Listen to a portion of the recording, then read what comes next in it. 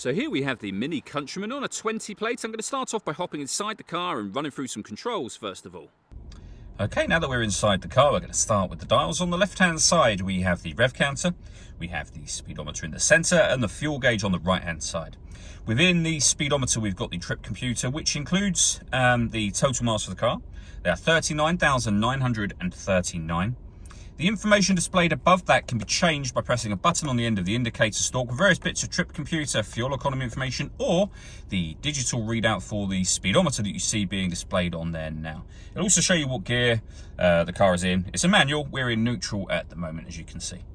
If we back out to the steering wheel, on the left-hand side we have cruise control and speed limiter, and on the right-hand side stereo and phone controls. The phone controls can only be used once you pair the phone up to the car, which are done over on the touchscreen just here. Hit the phone icon, then manage mobile devices, and then you connect a new device from there, which we're not going to do.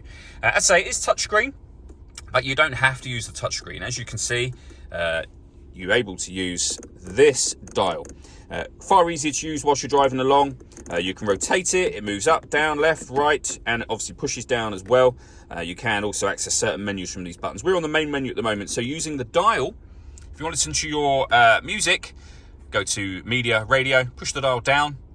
We've then got DAB, FM radio, as you can see, Bluetooth audio and USB input as well. You can also pair your phone from this menu should you wish to. Back out to the main menu and you can access your satellite navigation. We've done a video showing how Mini's sat-nav works, which you can find on our website and on our YouTube channel as well. But a very easy system to use.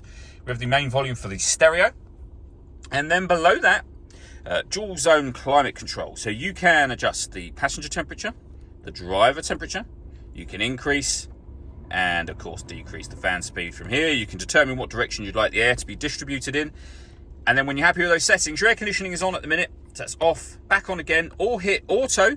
In doing so, the car will now take control of the direction of the air and the fan speed to maintain those temperatures for you. Press auto again and you go back to whatever setting you had it on previously. We can also recirculate the air that's in the car. That's a great way of heating it up or cooling it down quickly in here, depending on the temperatures you've set here.